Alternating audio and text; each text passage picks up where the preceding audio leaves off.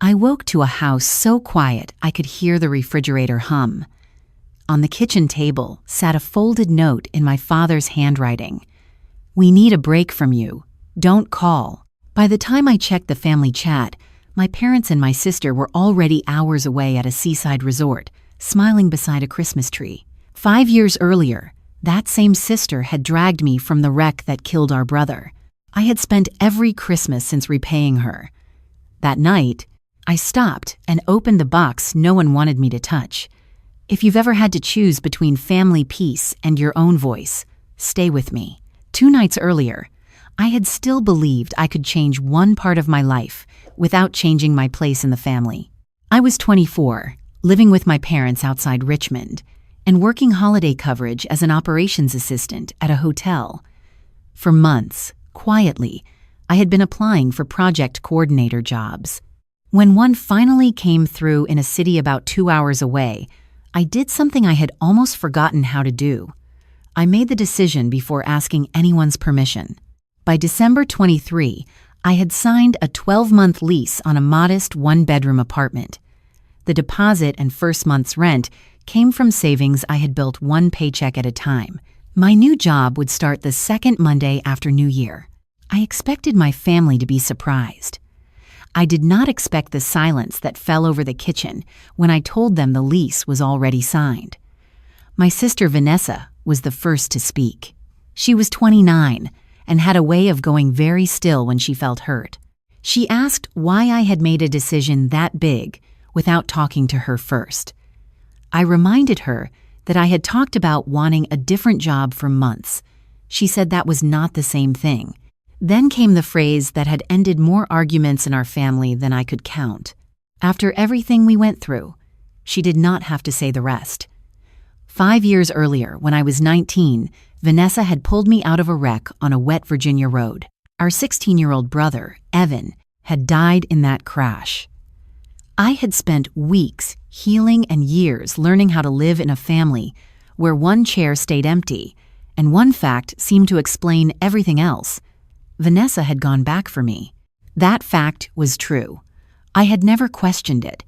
I had built my gratitude around it until gratitude became something closer to a permanent posture. If Vanessa needed me at a family event, I found a way. If I was angry with her, I usually swallowed the first half of the anger before I spoke. No one had ever said I owed her the rest of my life. They did not need to. My father, Thomas, leaned back in his chair and said a person whose sister had once gone back into a wreck for her should understand loyalty differently. Normally, that would have been enough. Normally, I would have started explaining myself until my choice sounded temporary and negotiable. I felt the apology rising out of habit. Then I thought about the signed lease folded in my desk drawer and the email welcoming me to a job I had earned on my own. "She saved my life," I said. "That doesn't mean she gets to own what I do with it." The room changed. Vanessa's face went pale before color rushed back into it. My mother, Linda, whispered my name in the warning tone she used when she wanted everyone to step away from the edge. Dad did not raise his voice. He said I was twisting love into control because I wanted to justify hurting people who had stood by me. I told him I was moving 2 hours away, not disappearing. Vanessa said distance was not the point. The point was that I had decided first and informed them later. For once, I did not apologize for that. Mom said Christmas was too close for this, and maybe everyone needed some space before we said things we could not take back. Dad picked up that word immediately. Space. He said, maybe a calmer Christmas was exactly what we needed. At the time, I heard it as a warning to stop pushing. I did not hear it as a plan. Christmas Eve at the hotel was a blur of delayed arrivals, lost room keys, tired families, and thin holiday staffing. By the time I drove home, the roads were nearly empty. I remember thinking I was glad the argument had happened before Christmas instead of on Christmas. In my family, getting through the holiday mattered. We could be angry, but we still showed up. I let myself into the house long after midnight, saw wrapped gifts still under the tree, and took that as proof that whatever had happened on December 23 had not changed the basic shape of us. I went upstairs and slept hard. When I woke, darkness had filled the bedroom. For a few confused seconds, I thought it was still early morning. Then I saw the time on my phone. Christmas Day was almost gone. The house felt wrong before I left my room. No television. No clatter from the kitchen. Downstairs, the tree lights were on, but the living room was empty. My mother's coat was missing from the hook by the garage door. Dad's travel mug was gone. Vanessa's overnight bag, which had been near the stairs before my shift, was gone too. They had not stepped out for dinner. They had packed. The note was on the kitchen table, folded once. I knew my father's handwriting before I opened it. "We need a break from you. Don't call." I read it twice. There was no second explanation underneath. No address, no return time, not even Merry Christmas. My phone showed no missed call from Mom, and no message from Vanessa. In the family group chat, there was a photograph posted less than an hour earlier. My parents and Vanessa stood shoulder to shoulder beside a tall Christmas tree in the lobby of the seaside resort we had all been supposed to visit. Behind them were garlands, polished windows, and the black reflection of the Atlantic at night. A second photo showed 3 place settings at dinner. No empty chair, no mistake. They were roughly 2.5 hours away, exactly where they had planned to be, and they had gone without me on purpose. I stood there with the note in one hand and my phone in the other. My chest tightened, but I did not cry. Not then. The old version of me would have called Mom first. Mom was the bridge. If I sounded hurt instead of angry, she would soften. By the end of the night, I would probably be apologizing for the sentence that had started all of this. I looked at "Don't call again." They had made the decision for me. They had decided what loyalty required. They had decided that space meant removing me from Christmas. For the first time, I wondered what would happen if I accepted one instruction exactly as written. I did not call. I walked past the tree and opened the narrow storage closet off the hallway. On the top shelf, behind a folded camping chair, sat a gray plastic tote with a white label in my father's handwriting. Even accident, insurance. Dad had packed it 5 years earlier. I had moved it during spring cleaning, but I had never opened it myself. Touching that box had always felt like an accusation. Vanessa had saved me. Evan had died. What kind of sister went digging through paperwork looking for questions after that? Apparently, the kind who had just been told her family needed Christmas away from her. I dragged a dining chair into the hallway, climbed up, and pulled the tote down with both hands. Dust streaked my sweater. For 1 second, I nearly shoved it back where it had been. Then I remembered the photograph with 3 place settings. I carried the tote to the floor beside the tree and snapped open the first latch, then the second. Inside were thick envelopes, insurance correspondence, hospital papers, a sealed evidence pouch, and a stack of reports clipped together beneath a faded property inventory. Everything smelled faintly of old paper and plastic. I lifted the top accident report. The first page underneath was a reconstruction diagram of the crash. I had never seen it before. For a long time, I only looked at the diagram. It was clinical in the way official documents often are. Thin black lines marked the curve of the road. A rectangle showed the car's path. Small arrows indicated where it had left the pavement and where it had finally come to rest. There was nothing on the page about Evan laughing in the back seat, or Vanessa's hands on the wheel, or me waking in a hospital with half my family speaking in whispers. The page reduced the worst night of my life to angles, distances, and measurements. I set it down and started sorting the tote into careful piles on the living room rug. Hospital discharge papers, insurance letters, a property inventory, copies of the police report, a packet from the auto insurer. Near the bottom sat a clear evidence pouch containing the damaged shell of the dash cam that had been mounted near the rearview mirror. The plastic casing was cracked along one edge. A label from the original investigation ran across the seal. It could not answer everything. The paperwork attached to the pouch made that clear. The device had been damaged in the crash, and nothing in the file suggested anyone had recovered a usable recording from it. I put it aside. I was not looking for a miracle. I did not even know yet what question I was asking. What unsettled me more was how much ordinary paperwork I had never seen. At 19, I had signed whatever was placed in front of me. I remembered nurses explaining medications, an insurance representative calling once, and Dad telling me not to worry about any of it. He handled the claim because the family car had been on my parents' policy and because I was still healing. At the time, that felt like kindness. But sitting alone on Christmas night, I realized almost everything I knew about the official version of the crash had come through him. I knew Vanessa had been driving. I knew police found no alcohol or drugs in her system. I knew no mechanical failure had been blamed. I knew the insurer had treated her as the at-fault driver. Those facts had never been hidden from me, but the story attached to them had always been simpler. Wet road, bad curve, terrible luck. And then the sentence that swallowed everything before it. Vanessa went back for you. I leaned against the sofa and closed my eyes. A memory came, but not from the crash. It was from a summer 3 years before it, when Evan had been 13 and convinced he could grill hamburgers without Dad's help. Vanessa had stood on the patio, reading instructions from her phone while I sliced tomatoes in the kitchen. Evan ignored both of us, burned the first batch black, then tried to serve them anyway because, according to him, charcoal was basically seasoning. Vanessa laughed so hard she had to sit down on the back steps. I threw a dish towel at Evan. He stole a tomato slice and ran into the yard with it. That was us before one night divided everything into before and after. The memory hurt, but I was glad it came. Evan was not a reason in an argument.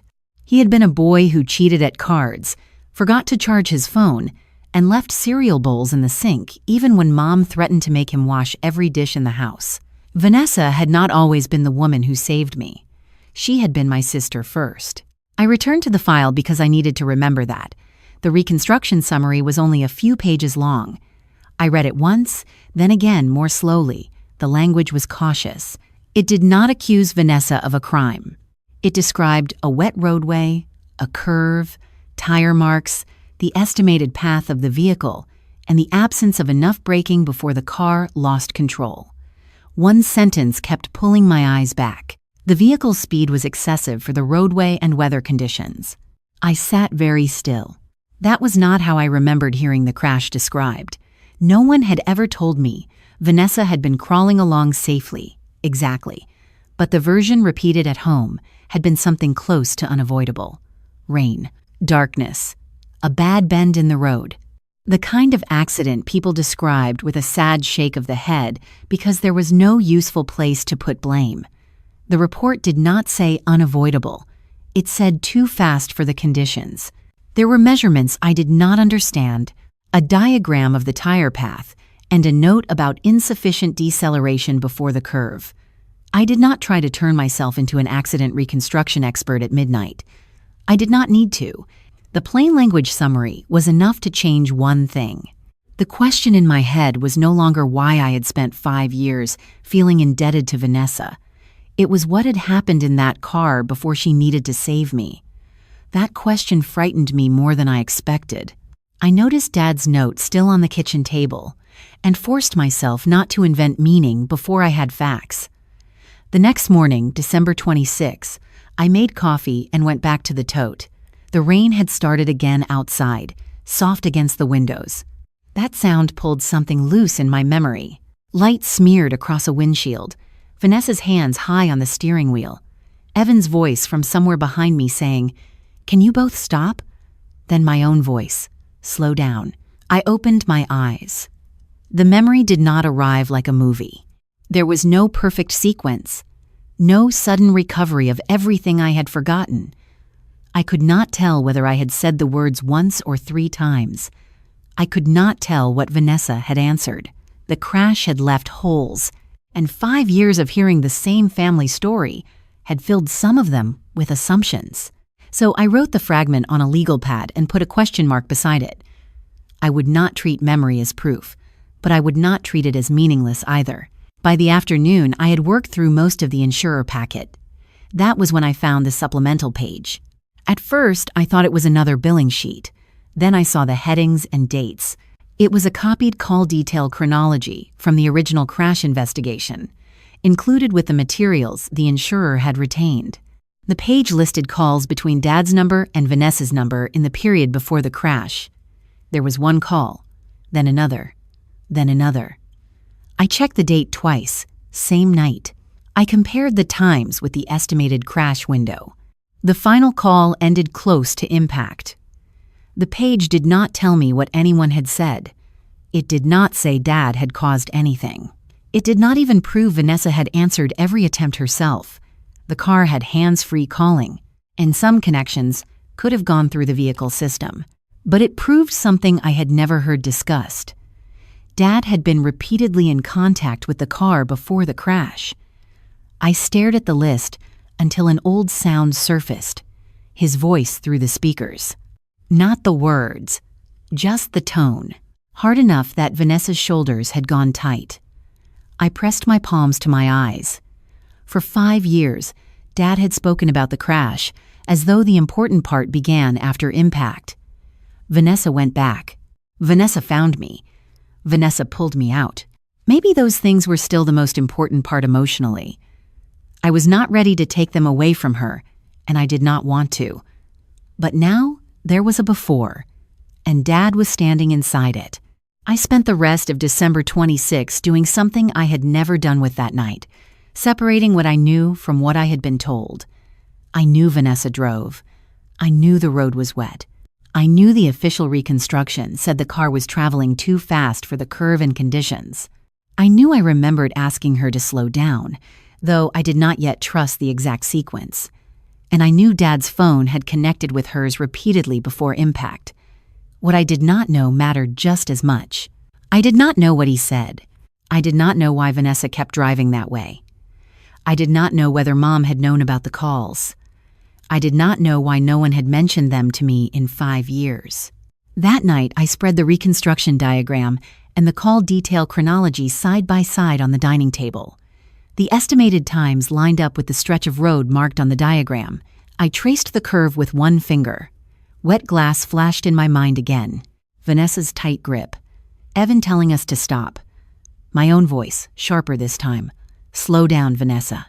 The last call ended almost exactly where the diagram placed us, when I remembered begging her to do it. By December 27, I had stopped telling myself I was only looking through old papers because I was angry about Christmas. Anger had opened the tote. It was not what kept me there. What kept me there were 2 facts I could not put back where I had found them. The crash reconstruction said the car had been moving too fast for the wet curve and conditions. The call chronology showed Dad repeatedly connecting with Vanessa's phone before impact. Neither fact told me what anyone had said.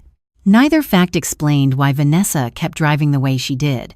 But together, they made the old family version feel less like a complete story and more like the part everyone had agreed was safe to repeat. I did not spend the next 2 days hunting for some dramatic hidden answer. There wasn't one sitting under a false bottom in the tote. I went through what was already there, page by page, and made copies of the documents that mattered. I scanned the reconstruction summary, the call chronology, and the pages that identified the crash timeline.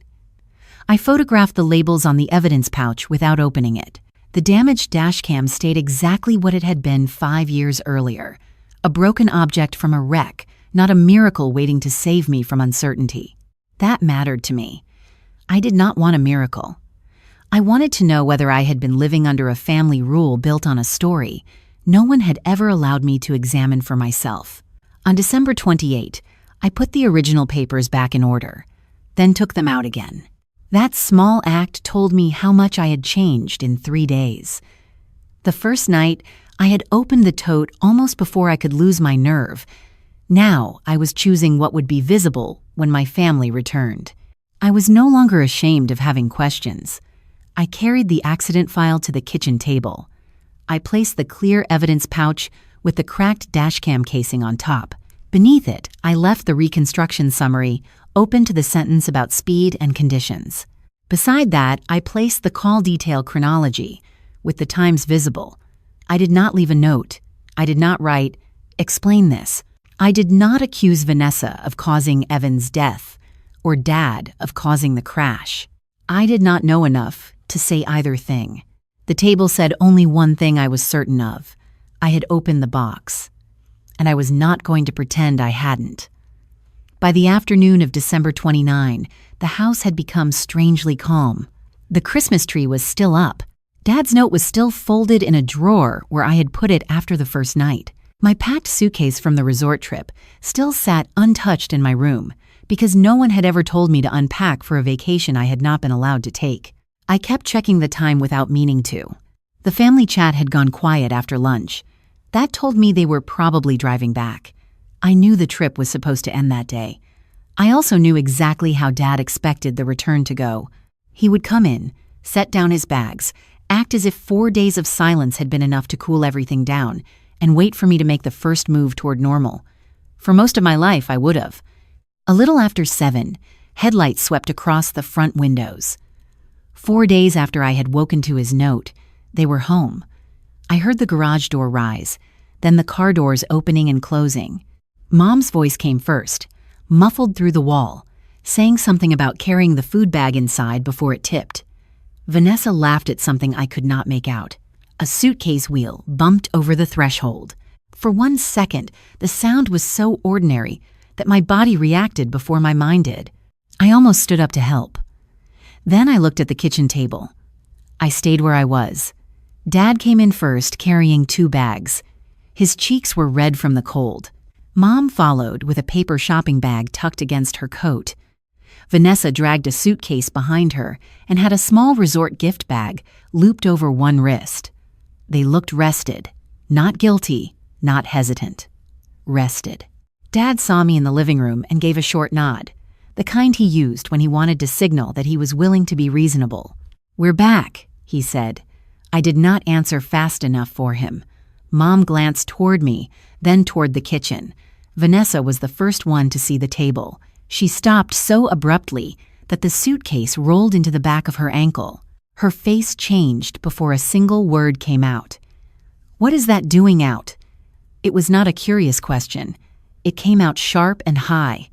Dad turned. His eyes moved from the dashcam pouch to the reconstruction page, then stopped on the call chronology. "What did you do?" he shouted. The bags hit the floor. Mom stepped into the kitchen and made a sound that was almost my name and almost a protest. "Claire, oh my God, why would you open all of that?" Then all 3 of them started screaming over one another. Vanessa demanded to know why I had been going through the crash file.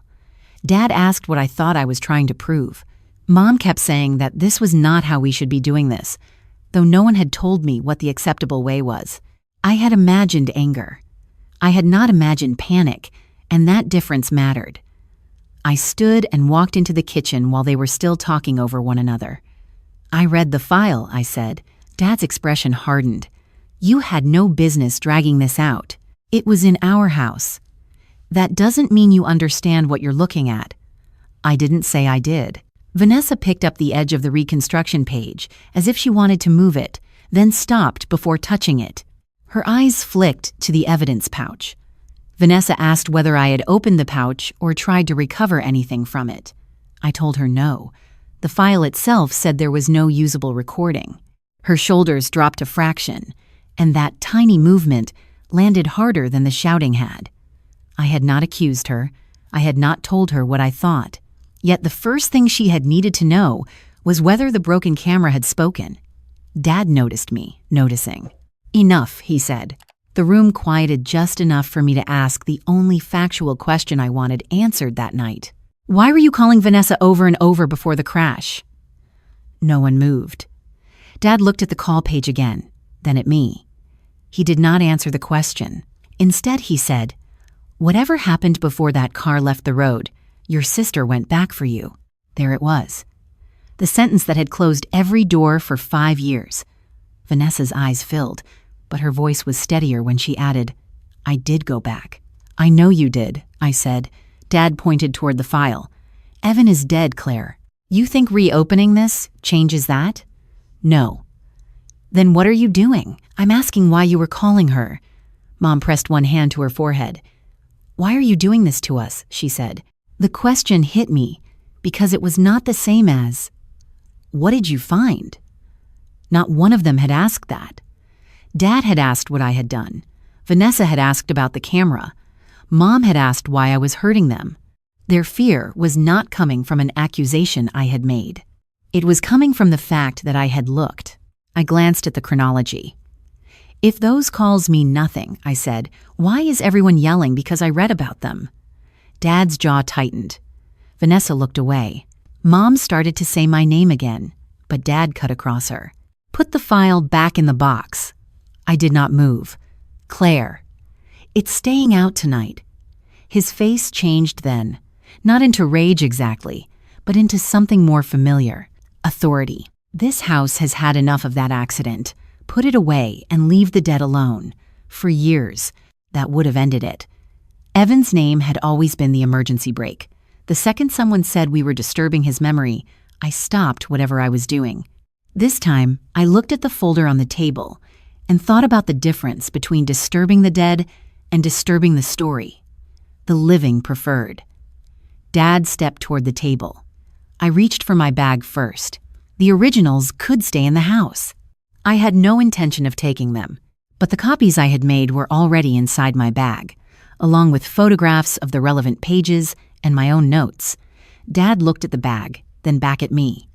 You copied this? Yes. His silence told me more than another argument would have. He could order me to put the box away. He could tell me I was cruel. He could tell me Vanessa had saved me and Evan was gone.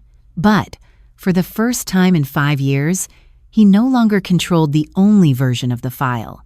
The argument did not really end that night. It only changed shape. Dad stopped shouting once he understood I had copies, but he did not become calmer. He became precise. He put the original crash papers back into the tote himself, one stack at a time, as if restoring order to the table could restore order to the family. Then he carried the box toward the hallway closet and told me that as long as I was living under his roof, there were some lines I did not get to cross just because I was upset. I heard the part he meant me to hear, under his roof. Vanessa stayed near the kitchen doorway, still pale from seeing the dashcam pouch. She did not repeat that she had saved me. Instead, she asked how I could decide that 4 days alone made me qualified to reopen the worst thing that had ever happened to us. Her voice was hurt more than angry now, which was harder for me to resist. Anger I could push against. Hurt made me want to explain, until everyone felt better. Mom stepped between us before I started. She said none of us were thinking clearly, and asked me not to make 2 permanent decisions while I was angry. The first, she meant, was moving away. The second was whatever I thought I was doing with the crash. Wait until after New Year, she said. Just give this a few days. A week earlier, I probably would have heard that as reasonable. That night, I heard the trap inside it. If I waited, I would still wake in Dad's house. I would still eat at his table. Every question would happen in rooms where he decided when a conversation started and when it was over. I would become the difficult daughter living in the center of a house that wanted the old rules back. The apartment I had rented was supposed to be a beginning. Suddenly, it looked like an exit. I went upstairs while the others were still unpacking from the resort and opened the email thread with my landlord. The lease officially started January 1, but the unit had been vacant since before Christmas. I sent a short message asking whether I could take possession early if I completed whatever paperwork was needed. Then I started packing. Not dramatically. I folded sweaters. I emptied my bathroom drawer. I packed work clothes, shoes, my laptop, 2 lamps, the books I had paid for, and the battered blue mug I had used since college. I left the furniture my parents had bought. I left anything I could not clearly call mine. The copies of the crash documents went into a separate accordion folder inside my backpack. That was the only thing I packed twice. The first time, I placed it between 2 sweaters because part of me still wanted to treat it like something shameful. Then I took it back out and put it beside my laptop, where I could reach it. Around midnight, Mom came to my doorway. She did not tell me to stop. She watched me tape a box shut and asked if this was really necessary tonight. I signed the lease before any of this happened, I reminded her. She looked past me at the half-empty shelves. You weren't supposed to leave like this. Neither of us said what like this meant. Without approval, without a family dinner, without Dad turning my departure into something he could bless. I almost told her I was scared. I was. I had not verified the documents yet. I did not know what Dad had said on those calls. I did not know whether Vanessa's panic meant guilt, trauma, or simply fear that I would misunderstand an old disaster. But that uncertainty was exactly why leaving mattered. If I needed proof that my family was wrong before I was allowed to move into an apartment I had already chosen, then the decision still belonged to them. The landlord answered a little after 8 the next morning. The unit was ready. I could collect the keys that afternoon after signing a short early possession acknowledgement. Until that message, moving early had still been an idea. Now it had a key waiting at the other end of the highway. I used plastic storage bins from the basement and the 2 suitcases I already owned. I loaded my car in 3 uneven trips from bedroom to driveway. Dad watched from the kitchen window once, then disappeared. Vanessa had gone home early that morning. Mom offered me food for the drive, and I said yes because refusing every small kindness would have turned, leaving into a performance I did not want. Dad finally came outside when I was fitting the last box into the back seat. He did not block the car or threaten me. He simply asked whether I really planned to walk away from the house while everything was unresolved. I'm moving into the apartment I already rented, I said. You could have waited. I could have. For once, I did not add a reason he could approve or reject. The drive took just under 2 hours. The farther I got from Richmond, the more ordinary the road became. Gas stations, bare trees, gray winter fields. Nothing in the landscape announced that I had crossed some invisible line in my life. The apartment was smaller than it had looked during the showing. My mattress was still wrapped in plastic against the bedroom wall. I had 1 folding chair, 2 towels, no dining table, and a kitchen drawer that stuck halfway open, unless I lifted it first. By sunset, boxes lined one wall and lamp cords tangled across the floor. I sat on the folding chair and laughed once, mostly from exhaustion. Then the silence hit me. It was different from Christmas night. That silence had been imposed on me. This one was mine. Relief came first. Then grief followed close behind it. I picked up my phone and almost called Mom. The impulse was so automatic that I had already opened her contact before I stopped. I wanted to tell her the apartment was colder than I expected and that the cabinet above the sink was too high for me. Small things. Safe things. The kind of details that could let us pretend nothing fundamental had changed. Instead, I put the phone down and opened the accordion folder. On a legal pad, I made 2 columns. What I knew and what I was assuming. I knew the official reconstruction described the car as traveling too fast for the curve and conditions. I knew Dad's phone had connected with Vanessa's repeatedly before impact. I knew I remembered his voice through the speakers, but not the words.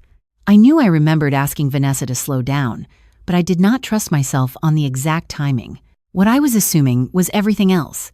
That Dad's calls had pressured her, that Vanessa had ignored me because of him, that Mom knew more than she admitted, that the family had deliberately buried the cause instead of simply surviving it badly. Writing those assumptions down made me feel less certain, not more. That was useful. I did not want certainty I had invented. I made a plan for the next few days. Verify only what the documents could actually prove, then stop looking at paper and ask the people who had been there. My phone rang before I finished the sentence. Dad, I let it ring twice before answering. His tone was controlled. He said the originals were back in the tote and expected me to bring my copies home so we could discuss everything properly at the house. I told him the originals belonged there. My copies were staying with me. He said I was treating a family tragedy, like evidence in a case. I'm verifying what the records actually say, I told him. That's all. He wanted me to come back the next day and talk in person. I said I would not have another conversation at the house until I had checked the limited facts for myself. There was a pause long enough for me to hear the change between us. Dad was used to deciding the room. He no longer could. "I'll call when I'm ready," I said, and ended the conversation before he could turn it into an order. My hand shook after I put the phone down. The boundary felt less powerful once there was no one there to see me make it. I sat for a while in the half-furnished apartment, staring at boxes and wondering whether I had mistaken stubbornness for courage. Then I looked back at the 2 columns. I did not know the full truth. That did not mean I had to move back into someone else's certainty. At the bottom of the page, I wrote the first question I intended to ask after I verified the records. "Was Dad on speaker with you before the crash?" I opened Vanessa's contact, typed the question into a message, and read it once. Then I deleted it from the message box and left the words on the paper instead. Not yet. First, I would find out what the documents could actually prove. Then I would risk asking my sister what they couldn't. The next morning, I started with the easiest question because it was the one least likely to lie to me. Were the papers in my backpack what I thought they were? I had the original crash number, the insurer claim number, and my name listed as an injured passenger. Using the same records channel named on the old paperwork, I checked the case number and available report copy against mine, then called the insurer with the closed claim reference, and asked only whether the supplemental page numbers and wording in my packet matched its archived file. I did not request new carrier data, a new reconstruction, or anyone's interpretation. By that afternoon, the 2 points I needed were confirmed, and neither was dramatic. That was exactly what I needed. The reconstruction language was genuine. The sentence I had read on Christmas night had not been a note from some private adjuster guessing after the fact. The official material really did describe the vehicle's speed as excessive for the curve and weather conditions, and noted insufficient deceleration before loss of control. The insurer's retained supplement also matched the copied chronology in my folder. Dad's number and Vanessa's number had connected repeatedly in the period before impact. The final connection ended near the estimated crash window. The verification gave me 2 narrow truths. Vanessa had been driving too fast for the conditions, and Dad had been in repeated contact with the car before impact. It could not tell me what he said, why she kept going, or what Mom knew. That limit mattered. The paper had corrected the story I inherited. It could not finish it. On New Year's Eve afternoon, I spread the verified copies on the floor because I still did not own a table. The apartment had improved only slightly. My mattress had finally made it onto the frame. I had bought 4 plates, even though I lived alone because they came as a set, and the kitchen drawer still fought me every time I opened it. Outside, someone in another building tested a string of lights around a balcony railing. For the first time in days, the world around me looked like people were preparing to begin something instead of reopening something old. I read the call chronology once more and realized I had reached the end of what paper could do.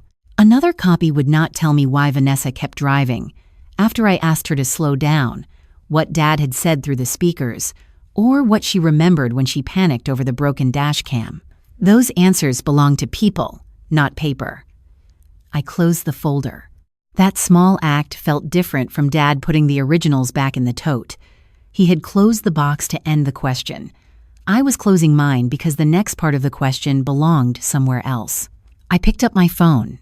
The question I had deliberately held back was still on the legal pad beside me. "Was Dad on speaker with you before the crash?" I typed it exactly that way. No accusation, no photo of the reconstruction, no paragraph about Christmas, no mention of what she owed me or what I owed her. I stared at the message for almost a minute before sending it. The word "delivered" appeared underneath. Then nothing. I made coffee. I unpacked another box. I hung 2 shirts in the closet and found the missing charger for my laptop. Every few minutes, without meaning to, I looked at the phone. After an hour, the message showed as read. Still nothing.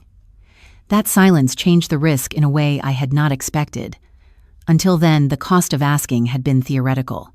I had told myself I might lose Vanessa, but Vanessa still existed in the same shape she always had. My older sister, The woman who could irritate me, defend me, make me feel 12 years old with one look, and stand at the center of the worst night of our lives. A read receipt was a tiny thing, but it made the distance between us real. I wanted to send another message. I almost wrote, "I'm not blaming you." Then I almost wrote, "I just need to understand." Both would have made it easier for her. Both would have started doing the old work again, softening my question before she had to answer it. So I sent nothing. New Year's Eve passed quietly. I heard fireworks from somewhere beyond the apartment complex around midnight, scattered pops rather than a full show. I stood at the window for a few minutes and thought about calling Mom, then decided against turning the night into another test of who would reach first. I went to bed with Vanessa's silence still on my phone. On New Year's Day, she still had not answered. By then, I stopped interpreting the silence as proof of anything. It could mean fear, anger, shame, resentment. She might have been deciding whether I deserved an answer at all. The only thing the silence proved was that my question had landed somewhere she did not want to touch casually. That afternoon, Mom sent a short message asking whether I had enough blankets because the temperature was supposed to drop overnight. There was no request to come home, no message from Dad folded inside hers. I answered that I was fine and thanked her. It was the first ordinary exchange we had managed since Christmas, and I let it remain ordinary. Vanessa's name did not appear on my screen until the following day. Even then, she did not answer the question. She sent one sentence, "Are you home?" I looked around the apartment as if the answer required inspection. Boxes. Folding chair. 2 clean mugs in the sink. Crash folder closed on the floor beside the wall. "Yes," I typed. No reply followed. 25 minutes later, someone knocked. I knew it was her before I opened the door. Vanessa stood in the hallway wearing a dark coat, her hair pulled back badly enough that I knew she had done it in the car. She had no bag, no folders, no Dad behind her. For a second, neither of us spoke. The last time we had been alone together for more than a few minutes, before Christmas, she had been helping Mom sort decorations in the dining room. We had argued over which string of lights still worked and laughed when half of them went dark as soon as Vanessa plugged them in. That memory arrived so unexpectedly that it hurt. I stepped aside and let her in. She looked around the apartment once, taking in the bare walls and unopened boxes. Her face changed when she saw the folding chair. "You really moved," she said. "It was not a question. I told you I was going to." She nodded, but the nod had the strange heaviness of someone realizing a statement had become a fact. I offered her water. She said no. I did not offer coffee because my hands were already unsteady and I did not want to spend the next 5 minutes hiding behind a kettle. Vanessa sat on the edge of the only chair. I lowered myself onto the floor opposite her, close to the closed accordion folder but not touching it. She noticed anyway. Her eyes stayed on it for a few seconds. "I got your message," she said. "I know." "You could have called. Dad told me not to call on Christmas." The words came out before I could decide whether they were fair. Vanessa flinched, and I regretted the sharpness immediately, but I did not take them back. "I'm not here about Christmas," she said. Neither am I. That was not entirely true. Christmas was the reason I had opened the tote, but the question between us was older than the note. I asked her whether she wanted to answer what I had sent. Vanessa rubbed her hands together once. She looked toward the window, then back at me. "What exactly have you verified?" "The report says you were going too fast for the road and conditions. The call chronology is real. Dad was calling you repeatedly before the crash. That's all the paper can prove." Her mouth tightened at the word prove. I added nothing. She asked whether I had found any other recording. I said no. There was no recovered dashcam file, no hidden audio, nothing beyond what had already been in the official material. This time, when relief crossed her face, she did not hide it quickly enough. But she also did not leave. That mattered more. Vanessa stood and walked toward the stack of boxes by the wall. On top of one sat the reconstruction copy I had been comparing with the verified report earlier that morning. She picked it up carefully, without the panic she had shown at our parents' house. For a long moment she looked at the diagram of the curve. Then she looked at me. "You don't remember that drive the way I do." Vanessa's words changed the air in the apartment. Until then, we had been talking about records and timestamps. Now she was offering the part no document could carry, and I needed to hear it in her own sequence. I asked her to tell me what she remembered. She kept the reconstruction page in both hands. For a while, she did not look at me. She said the drive had been tense before Dad ever called. We had stayed later than planned, the weather had turned worse, and everyone was tired. What I remembered clearly was Vanessa's grip on the wheel and the sound of Dad's voice coming through the car. Vanessa said the first call had been short. Dad wanted to know where we were. She told him. He told her we should already have been home. The second call was worse. Dad was angry about how late it was and told her to stop making excuses about the weather. Vanessa said she tried to explain that visibility was bad and the road was slick. He kept asking how long it would take. When she gave him an honest estimate, he pushed for a much shorter one. I felt my stomach tighten. Was he on speaker? She nodded. That answered the question I had carried into the room, but not the harder one. What did you do? Vanessa's eyes dropped to the paper. She said she got angry. She was 24, old enough to believe she should not have to be spoken to like a teenager, and still young enough to let proving that point matter too much. Dad kept calling. She wanted to make the calls stop. She wanted to get home and end the argument. So she started trying to make up time. She did not say Dad made her press the gas. She did not say he ordered her to speed. She said the opposite. He didn't touch the wheel, Claire. I told her I knew that. She looked at me as if she had expected me to need a villain more than I needed the truth. Vanessa said she was driving faster than she should have for the road. She knew it before the curve because the car had already slipped once on a straight stretch. That detail made something in my memory move. A small, sideways sway. My hand bracing against the door. Evan saying her name from the back seat. Then my own voice. "Slow down, Vanessa." I did not say the memory aloud. Vanessa did. "You told me to slow down." My chest went cold. She said I had told her once after the first slip, then again when Dad called back. The second time, I told her he could wait. Evan told both of us to stop fighting. Vanessa said she snapped that she knew how to drive. And I kept going, she said. There was no useful answer to that sentence. For 5 years, the crash had lived in my head as something terrible that happened to us. The report had changed that into a question. Vanessa's words changed it again. Choices had happened before the accident. Dad chose to keep pressing. Vanessa chose to keep driving too fast. I had not caused either of those things. That last fact should have made me feel lighter. Instead, grief rose so quickly I had to look down at my hands. Vanessa did not reach for me. I was grateful for that. She told me the curve came up faster than she expected. By the time she understood the car was not responding normally, she had already lifted off the gas and tried to correct. The back end swung. She remembered my shoulder hitting the door and Evan shouting once. Then, the car left the pavement. After that, her memory became broken too. Impact, glass, the smell of something burned. Her own blood on one sleeve. She had gotten out somehow. Then she heard me. I knew this part from my own body. Pressure around my ribs, smoke or steam, a metallic taste in my mouth, and a voice saying my name close to my ear. Vanessa. She said she had been several yards away when she heard me trapped inside. Someone told her not to go back. She went anyway. She climbed toward the damaged passenger side, cut her palm on broken glass, and pulled at me until someone else reached in to help.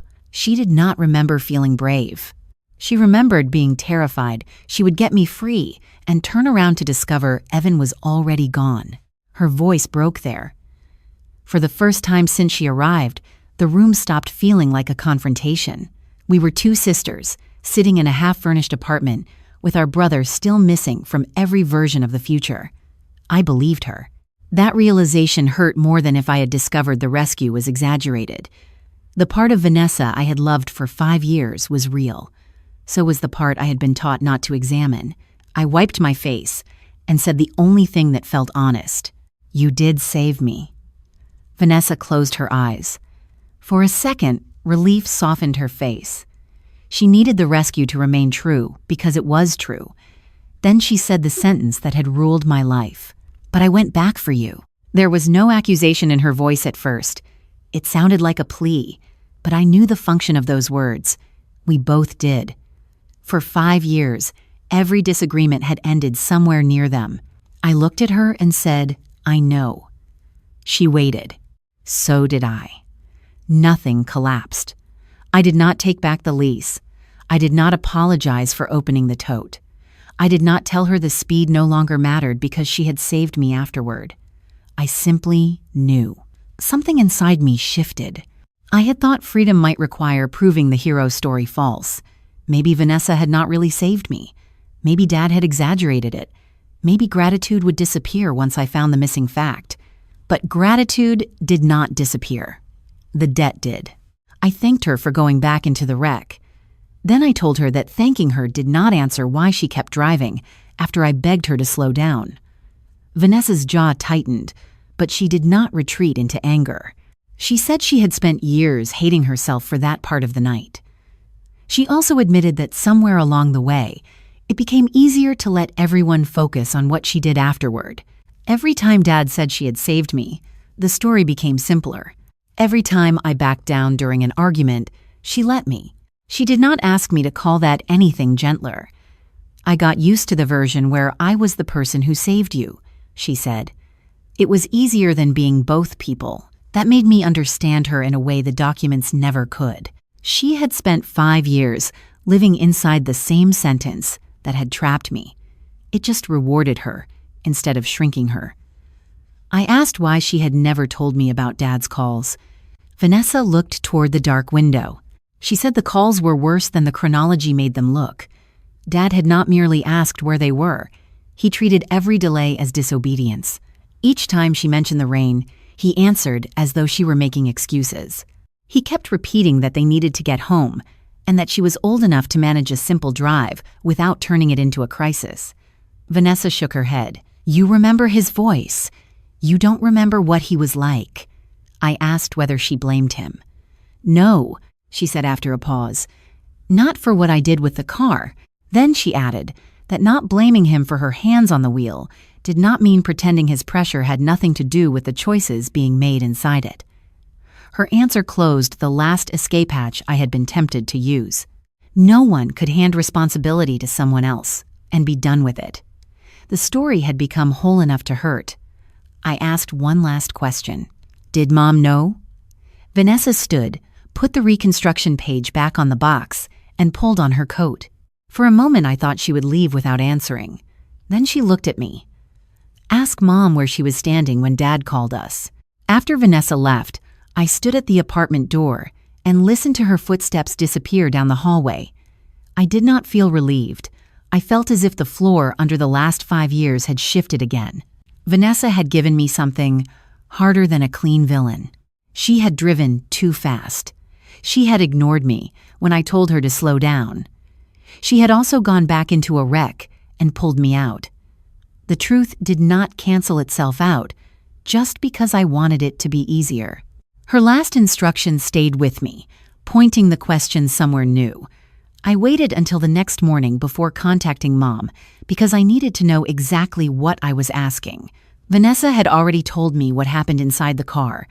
I did not need Mom to repeat it. I needed to understand what she had heard before the crash and what she had chosen afterward. I called just after 10. Mom answered on the second ring, sounding cautious in the way she had since Christmas. I asked one question. Where were you standing when Dad called Vanessa that night? There was a silence so immediate that I knew the question had reached the right place. Mom did not ask what Vanessa had told me. She exhaled and said she had been in the kitchen at home for at least 2 of the calls. Dad had been walking between the kitchen and family room with his phone in his hand. She had been close enough to hear his side. I asked what she remembered. Not every word, she said quickly. That's okay. I'm not asking for every word. Mom said Dad had been angry because we were late. He kept asking Vanessa how much longer it would take. When Vanessa said the roads were bad, Dad treated it like an excuse. Mom remembered him telling her that she was an adult, that she knew the route, and that there was no reason the drive needed to take, as long as she said it would. She stopped there. Finally, she said, "He wanted you home." The sentence sounded harmless enough by itself. I asked whether Dad knew Vanessa was driving while he was talking to her. Mom said yes. He had not told her to slow down or stop somewhere until the weather improved. The second admission came after a pause. That answer changed something. It did not prove Dad caused the crash. Vanessa had already made clear whose hands were on the wheel. But Mom had heard enough to know Dad was pressuring a driver on a wet road to arrive sooner than she said she safely could. I asked if the tone had worried her. Mom tried to soften the memory at first. She said Dad was scared and frustrated. Then she answered what I had actually asked. Yes, it worried me. "What did you do?" She told Dad once to stop pushing and let Vanessa drive. He told her he was only trying to get his children home. Mom did not argue again. She went back to what she had been doing in the kitchen while he kept calling. For several seconds, I could hear the heating system click on through my apartment wall. Mom had not known a crash was coming. She had not known Vanessa would speed. She had simply heard pressure building. In a situation where pressure did not belong, felt uneasy about it, and chose not to make that uneasiness matter. I asked if she would come see me. She arrived that afternoon alone, carrying a paper grocery bag because bringing food was easier for her than arriving empty-handed. Inside were soup, bread, fruit, and the coffee I liked.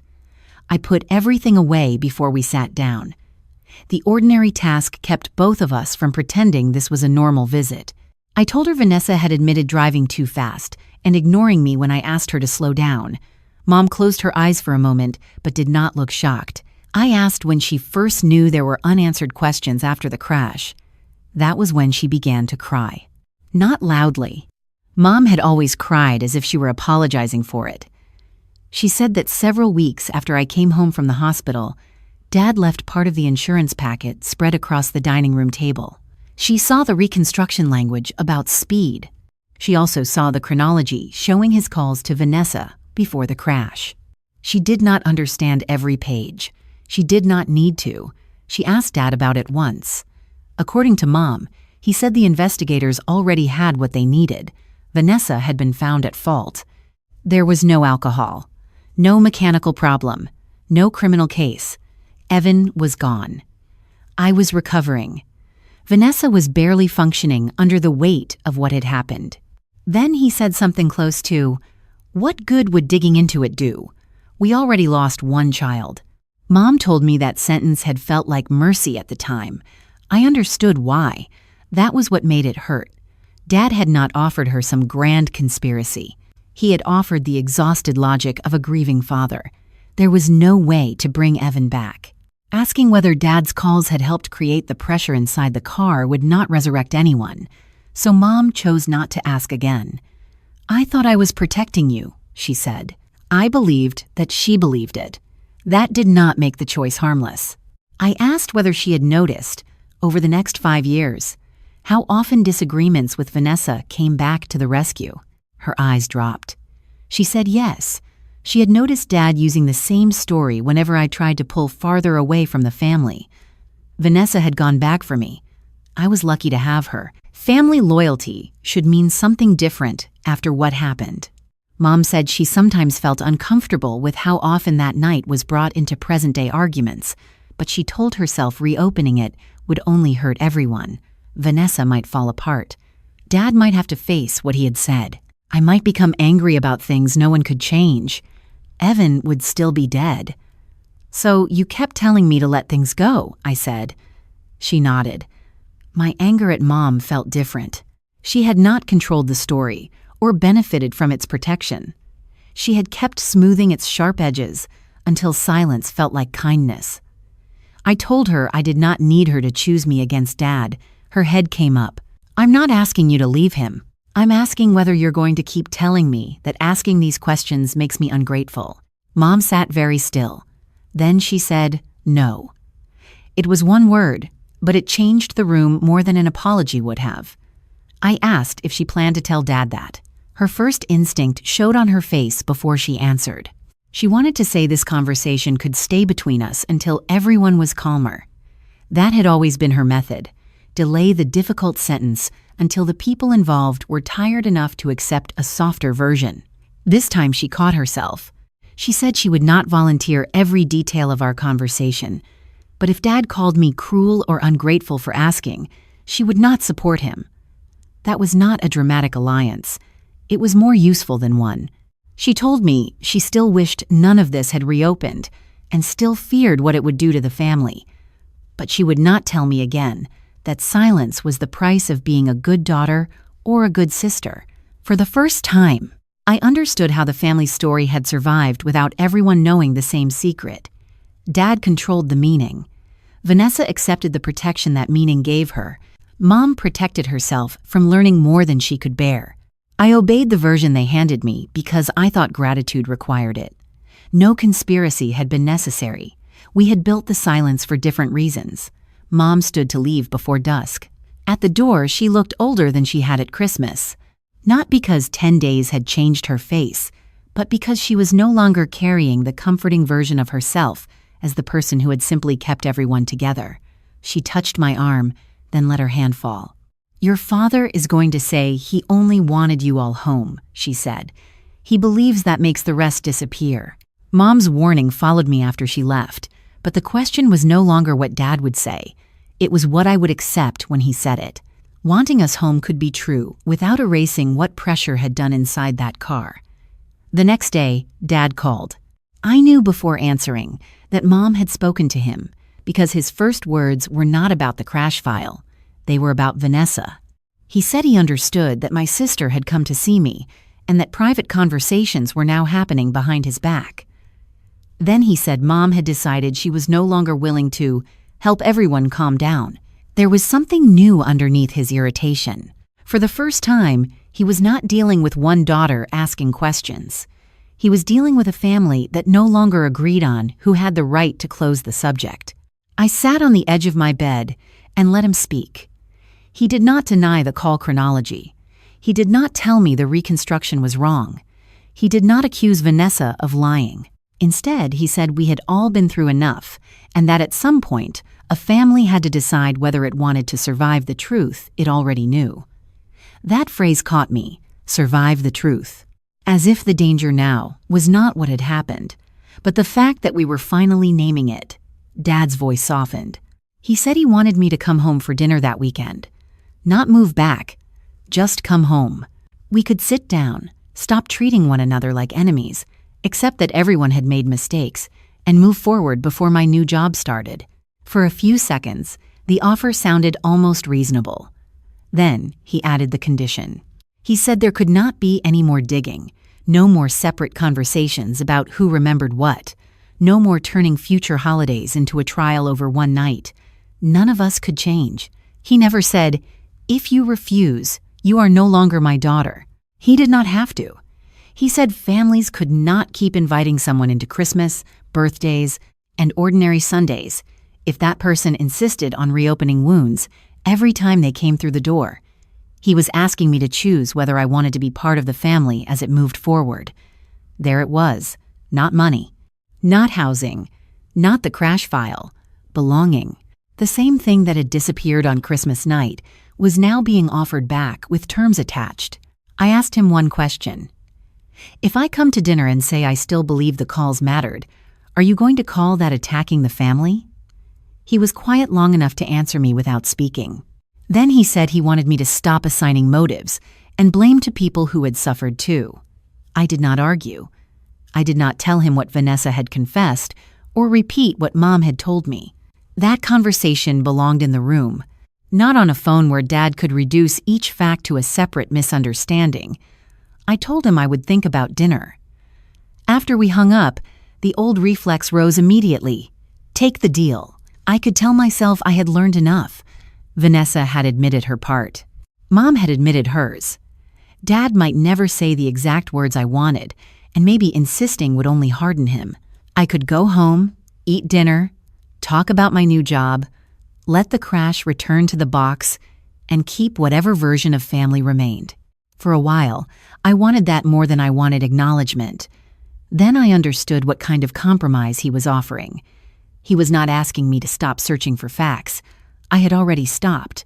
He was asking me to stop allowing those facts to have consequences.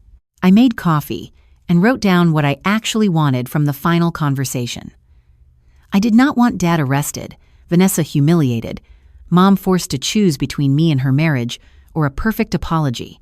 I did not need everyone to agree on one villain or one version of grief. I needed each person to own the part that belonged to them. Vanessa saved you. Could no longer erase what came before or control what I did next. Dad could keep believing he meant well, but intention could not cancel consequence. Mom could love us without turning silence into peace. Vanessa could be my sister without being my creditor. My future could not remain negotiable against a 5-year-old debt. Once I wrote that down, the choice became clearer. Dad could refuse all of it. He could decide future Christmases were easier without me. He could stay angry about the apartment. He could call my questions disloyal for the rest of his life. I could not control that. The old version of me had spent years trying to purchase belonging by making myself easier to keep. The price had simply changed names, from obedience to silence. I was not paying it. That did not make the decision painless. I pictured the ordinary things Dad had just put on the other side of the bargain. Mom's birthday dinner, the first warm weekend when Dad usually dragged the grill out, Thanksgiving with Evan's favorite pie still made out of habit, Christmas next year with no one quite sure whether my name belonged on the plan. Those were not abstract symbols of family to me. I wanted them. I wanted to be able to call Mom on a Tuesday without wondering whether Dad considered the call disloyal. I wanted Vanessa to text me something stupid without every exchange carrying the weight of the crash. Accepting the price did not mean deciding I could live happily without them. It meant refusing to guarantee their closeness by surrendering the one thing that made closeness worth having, the right to be honest inside it. I called Dad back that evening and told him I would come to the house Saturday afternoon for one final conversation before my job started. He sounded relieved until I added that I was not agreeing to his condition. "I'm done looking for evidence," I said. "I'm not going to pretend what I already know means nothing." His breath changed on the other end. He said that was exactly the kind of language that made a normal family conversation impossible. I told him normal was not my goal. Honest was. After a pause, he asked whether Vanessa and Mom would be there. I said I thought they should be. He said he would talk to them. The days before Saturday were quieter than I expected. Vanessa did not call. Mom sent one message asking what time I planned to arrive. Dad sent none. I finished unpacking the clothes I would need for work, tested the route I would take on my first morning, and set an alarm for an hour that made the new job feel suddenly real. My future had continued existing while my family argued about my past. On Saturday, I left the crash folder in the apartment. I did not need to carry paper into the final conversation like a weapon. Everyone in that room already knew enough. The drive back toward Richmond felt longer than the drive away had. When I reached my parents' street, the house looked almost exactly as it had before I left. That hurt in its own way. A place could remain unchanged while every rule inside it shifted. Mom opened the door before I knocked twice. She hugged me briefly, then stepped back instead of steering me toward the kitchen. Vanessa was already there, standing near the dining room window with her hands in her coat pockets. Dad sat at the table in his usual chair at the head. For most of my life, that position had meant the same thing without anyone saying it. Dad spoke, Mom softened, Vanessa reacted, and eventually I adjusted until the room could settle. This time, Mom sat across from him without looking to see whether he approved. Vanessa chose the chair beside her, not the one nearest Dad. No one told me where to sit. I took the empty chair on the other side of the table. Dad looked around at the three of us. For the first time I could remember, he was sitting at the head of the family table alone. For a few seconds, nobody spoke. The dining room looked smaller than I remembered, maybe because I was no longer seeing it from the place I had occupied in the family for years. Dad sat at the head of the table, with both hands folded in front of him. Mom had taken the chair across from him. Vanessa sat beside her. I was on the other side with the empty stretch of wood between Dad and me. Near the entryway, Mom had set a small cardboard box containing the last things I had left in my old room: a winter scarf, 2 framed photographs, a charger, and a handful of books. It was such an ordinary box that it made the moment feel more final than any suitcase had. Dad started carefully. He said he had spent the week hearing pieces of conversations that should have happened as a family. Vanessa had come to me alone. Mom had talked to me alone. Everyone, in his view, had taken one of the worst nights of our lives and divided it into private versions. Then Dad told us his version. He did not deny calling the car. He said we were late, the weather was getting worse, and he was worried. He had 3 children on the road after dark and wanted them home. He admitted he had been angry. He admitted he had pushed Vanessa for a faster arrival time because he believed she was exaggerating how long the drive would take. But he had never told her to speed. He had never told her to ignore the weather. He had never touched the steering wheel. "I only wanted you home," he said. Then, after a pause, "All 3 of you." That was the hardest part of listening to him. He was not inventing a monstrous motive I could knock down. He had wanted us home. He had not wanted Evan dead. He had not wanted Vanessa to lose control, or me to wake up in a hospital. The problem was that he still believed intention should close the argument. Dad said the police had investigated, and the insurer had found Vanessa at fault. No one had charged him with anything, because he had been a father on a phone, not a driver in the car. Afterward, he had 2 injured daughters and 1 dead son. He said his job had been to keep the people who remained from destroying themselves over questions that could not change the outcome. Then he used the sentence one last time. "Vanessa saved you," he said. "Evan is dead. What exactly do you think tearing this family apart changes?" For years, those words would have sent me backward. Evan's name, Vanessa's rescue, Dad's grief. Those 3 things had always ended the conversation inside me before anyone had to end it out loud. This time, nobody answered for me. Vanessa moved first. She did not retell everything she had told me in my apartment. She simply looked at Dad and said she needed him to stop speaking, as if the only choice that mattered had happened after the crash. "You pressured me. I was driving. Claire told me to slow down and I kept going. That was my choice." Dad's face tightened, but Vanessa did not stop. "And I went back for her," she said. "Both things are true." There was no triumph in her voice. If anything, she looked smaller after saying it.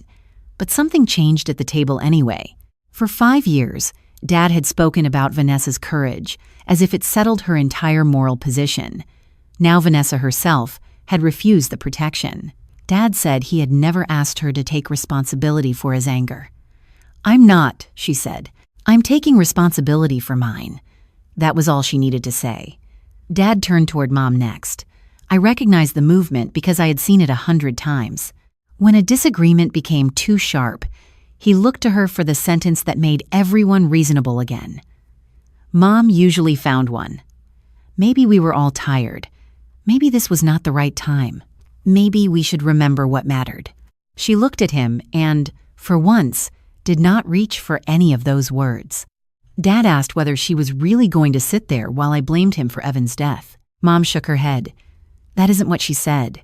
He told her she knew what he meant. "No," Mom said.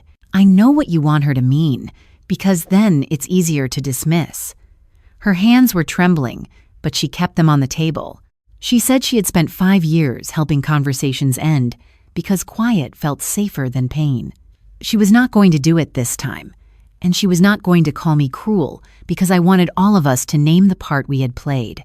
Dad stared at her as if the betrayal was not that she disagreed, but that she had stopped translating his position into something the rest of us could live with. The room went silent again. I realized I did not have to prosecute Dad. I did not have to prove he was the worst person in the room. I only had to refuse the old exchange. I turned to Vanessa first. "You saved me," I said. "I will never deny that." Her eyes filled immediately. I told her I remembered enough of the wreck to know what she had done for me. I knew she went back when she was hurt and afraid. I knew there was a version of my life that ended on that road if she had not made that choice. But saving my life did not give you ownership of it. Vanessa closed her eyes for a second and nodded. I looked at Dad. I'm not saying you drove the car. I'm not saying you told her to speed. I'm saying you knew she was driving in bad weather. You kept pushing her to get home faster. And afterward, you decided your intention meant your pressure didn't count. He opened his mouth, but I kept going because I knew if I stopped, the old rhythm would return. You wanted us home. I believe you. Wanting us home didn't give you the right to pretend your pressure had no consequences. And losing Evan didn't give you the right to decide which parts of that night the rest of us were allowed to talk about. Dad's eyes went wet. He looked toward the dark window. For a moment, he looked less like the man who had controlled every difficult conversation and more like a father who had spent 5 years surviving a choice he could not undo. He said he had done what he thought would keep the family together. Maybe he had been wrong about some of it, but if I needed him to say he had caused the crash, he would not. He would not carry Vanessa's driving decision, so I could feel free. I'm not asking you to, I said. That stopped him. I told him Vanessa could own her driving. Mom could own her silence. I could own my future. He could own the pressure he put into that car, and the way he used the rescue afterward whenever I tried to make a choice he disliked. He looked at me for a long time. Then he asked the question underneath every other question. If you walk out of here still believing that about me, what do you think happens to this family? I felt the answer before I said it. It was the price I had already accepted in the apartment. I don't know. I told him I hoped there would still be birthdays and ordinary phone calls, and someday another Christmas where no one had to measure every sentence. I hoped Vanessa and I could become sisters without keeping an invisible account between us. I hoped Mom could love all of us without treating silence as a repair. I even hoped Dad and I might someday talk without him needing me to agree with his version first. But I would not promise any of that by agreeing never to name what happened. I'm not trading the truth for an invitation, I said. The conversation did not end with an apology. Dad did not suddenly understand everything. He said he needed time. Vanessa said she did too. Mom cried quietly but did not ask me to fix the room before leaving. I stood and pushed my chair in. Near the stairs, I picked up the small box Mom had packed from my old room. It was light enough to carry with one arm. Dad did not stop me. Vanessa did not ask me to stay. Mom walked me as far as the entryway, then let me open the door myself. Cold air came in from the porch.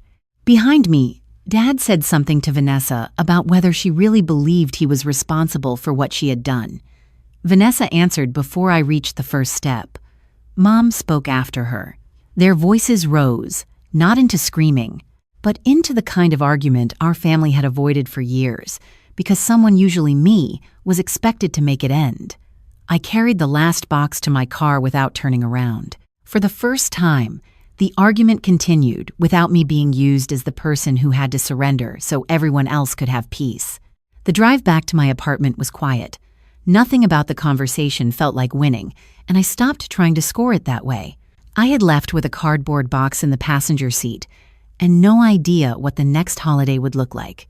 What had changed was simpler. I no longer needed anyone's agreement before I was allowed to live according to what I knew. For the next 2 days, Dad did not call. I did not call him either. The silence was uncomfortable, but unlike Christmas, no note told me what I was allowed to do with it. I went grocery shopping, assembled the cheap bookshelf I had been avoiding, washed the work clothes I planned to wear on Monday, and found a place for the last things from my old room. The winter scarf went by the door, the charger into the stubborn kitchen drawer, and the books filled half a shelf. The 2 framed photographs were harder. One was a family picture from before the crash. Evan was 15, making a face because Dad had told him to smile normally. Vanessa stood behind me with one hand on my shoulder. The other photograph had been taken during my recovery. I was pale and too thin, sitting on the back porch with a blanket around my legs. Vanessa was beside me, her injured hand still bandaged. It was the first afternoon I had managed to sit outside for more than 10 minutes. For years, I had looked at that picture and seen one thing: the sister who saved me. Now I saw more. I saw the hand that had pulled me from the wreck. I saw the same person who had kept driving after I asked her to slow down. I saw my own 19-year-old face, alive because she had gone back. None of those truths needed to erase the others. I put both photographs on the bookshelf. Vanessa contacted me the following evening. She did not call. Her message was longer than anything she had sent since Christmas, but it was not an apology designed to make me comfort her. She wrote that she had been thinking about how often she had let the rescue end disagreements between us, sometimes by saying it, sometimes by staying quiet while I backed down. She said she had told herself for years that because the rescue was true, using it could not be unfair. Then she wrote, "It was unfair." I read that sentence several times. She did not ask whether I forgave her. She did not say she had suffered enough. She did not remind me that she had gone back into the wreck. She said she understood if I needed distance, and that she would not use what she had done that night as a reason I owed her contact. I answered after an hour. I told her I was grateful she had saved me, and I was still angry about the years that came after. Both were true. I did not know what kind of sisters we were going to be next month, much less next Christmas. But if we had a relationship, I wanted it to be one where neither of us had to lie about the worst night of our lives. She replied with one word. Okay. It was not reconciliation. It was the first conversation we had ever ended without an invisible balance sheet. Mom called Sunday afternoon while I was trying to decide whether my new job paperwork belonged in the bedroom or beside the kitchen counter. I braced myself for an update about Dad. She did not give me one. Instead, she asked what time I needed to leave the next morning and whether I had figured out parking near the office. I told her I had driven the route twice and still planned to leave embarrassingly early. She laughed softly, said that sounded like me, then asked if I wanted her soup recipe. The exchange was so ordinary that I nearly missed what was different about it. She did not ask me to come home. She did not tell me Dad was hurting. She did not say I should call Vanessa. She did not use my first day at work as an opening to negotiate the family back into its old shape. When I told her I needed to finish getting ready, she said, "Good luck tomorrow. Call me when you have time." When I had time. Not when the family needed me to. After we hung up, I stood in the kitchen holding my phone and felt something loosen in me. Connection did not have to mean surrender. A phone call could simply be a phone call. Dad remained quiet. I later learned that he had stopped trying to make Mom explain his position to Vanessa, who had told him she would speak for her own choices. No police officer appeared at his door. No neighbor learned our history. He still went to work, paid bills, and lived in the same house where he had once believed keeping everyone together meant deciding which truths could be spoken. His consequence was not public. It was that the old method no longer worked. Mom no longer automatically softened his words. Vanessa no longer accepted his version as protection. I no longer called to ask whether my decisions were acceptable. He could still believe he had been protecting us. He simply could not make that belief the rule everyone else had to live under. Monday morning came before I felt ready for it. I woke before my alarm, made coffee too strong, changed shirts twice, and left the apartment early enough to sit in the parking lot for 15 minutes, pretending I had planned it that way. The office was smaller than the hotel where I had worked, quieter too. My new manager showed me my desk, introduced me to the project team, and handed me a schedule crowded with meetings I did not yet understand. For the first few hours, I expected some emotional aftershock to drag me backward. It did not. People asked me about deadlines, software, lunch, and the printer code. No one knew that on Christmas night, I had opened a box that changed my family. I was simply the new project coordinator. The normality felt almost sacred. At lunch, I checked my phone. Mom had sent, "Hope the morning went well." Vanessa had sent nothing. Dad had sent nothing. For once, I did not measure those silences. I finished the day tired in a way that belonged to the present. On the drive home, I stopped at a store and bought a small table for the apartment. It was nothing special, just enough room for 2 chairs. I assembled it that night, correctly only after admitting I had attached one leg backward. When I was finished, I sat there with my dinner and looked around. The apartment no longer felt like the place I had escaped to before I knew whether I was right. It was becoming the place I had chosen. A week later, Vanessa asked if she could visit sometime. I did not answer immediately. Not because I wanted to punish her, but because I was learning that I could take time without turning silence into a weapon. Eventually, I told her yes, but not that weekend. She said she understood. That was enough. I still missed Evan. Knowing more about the crash did not make that grief cleaner or make me stop wishing one ordinary drive had gone differently. But I stopped using his death as a reason every relationship had to remain frozen in the shape it took afterward. I stopped trying to decide whether Vanessa was good or bad. She was my sister, someone who made a dangerous choice, saved me, then used that rescue in ways that hurt me. Now she was trying, imperfectly, to live without that immunity. One evening, I looked at the photograph on the bookshelf, the one of Vanessa beside me during recovery. For the first time, gratitude came without an instruction attached to it. I could be thankful she had gone back. I could wish she had slowed down. I could love her and still say no. I could miss my father and still refuse his terms. I could answer my mother's call because I wanted to, not because peace depended on me. The job, the lease, and the move had been mine before I knew the whole story. I had not escaped into a new life because I discovered my family was wrong.